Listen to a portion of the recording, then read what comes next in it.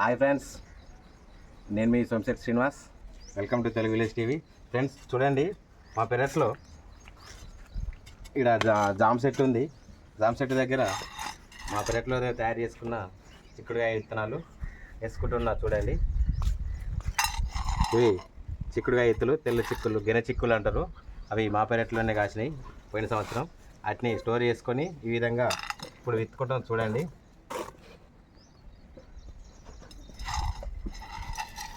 ఎక్కడ వీలుంటే అక్కడ మనం విత్తనాలు వేసుకోవాలి. ఈ విధంగా వేసుకొని మట్టి గుడిపేయాలి. ఒకవేళ వర్షం కొట్టకపోతే మనం వాటర్ పోసుకోవాలి. ఆరుద్ర కార్తె వచ్చింది, విత్తనాలు అన్నీ వేసుకుంటాం. రైతులందరూ వేస్తారు. ఒకవేళ వర్షాలు లేట్ అయితే ఇట్లా మనం ఇంట్లోనే మన పెరట్లోనే కాబట్టి మళ్ళీ వాటర్ పోసుకోవాలి. ఇప్పుడు అవి 5 రోజులకు మొలుతాయి. చూడండి ఫ్రెండ్స్, మొలిచిన తర్వాత అవి ఏ విధంగా ఎదుగుతాయి, ఏ విధంగా కాయలు కాస్తాయి అవన్నీ చూపిస్తా. నెక్స్ట్ చూడండి ఫ్రెండ్స్,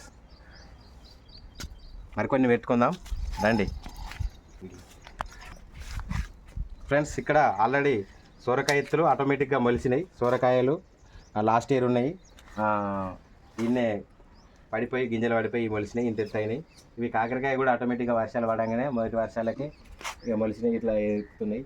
మా స్లాబ్కి పిట్ట కూడా లేదు కాబట్టి మేము పైకి ఈ విధంగా ఎక్కించుకుంటాం. ఇక్కడ కూడా ఒక గుడ్డ పోసుకుంటున్నా. చూడండి, ఒక దగ్గర పోసేదాన్ని గుడ్డ అంటాం మేము మా వాడుక భాషలో. మొదటగా తవ్వుకొని గడ్డ ఏం లేకుండా వీక్కొని మనం విత్తనాలు వేసుకోవాలి.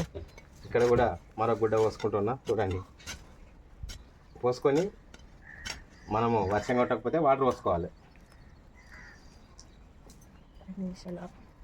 ఈ గడ్డి అంత మంచిగా వీకే